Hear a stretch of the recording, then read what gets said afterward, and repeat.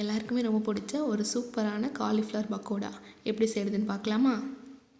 காலிஃப்ளவரை கட் பண்ணி க்ளீன் பண்ணணும். அதனால் உங்களுக்கு எந்த சைஸ் வேணுமோ அந்த சைஸ் கட் பண்ணிவிட்டு தண்ணியில் போட்டு கொஞ்சமாக உப்பு சேர்த்து ஒரு 50% வேக வச்சு எடுத்துக்கலாம்.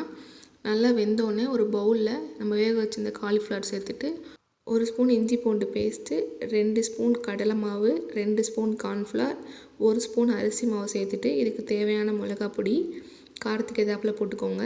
ஒரு ஃபுல் ஸ்பூன் கரம் மசாலா. அடுத்து கையிலே பிசைஞ்சிக்கலாம். இதில் கொஞ்சமாக தண்ணி தெளித்து நல்லா கெட்டியாக பிசைஞ்சிக்கோங்க பக்கோடா கன்சிஸ்டன்சிக்கு.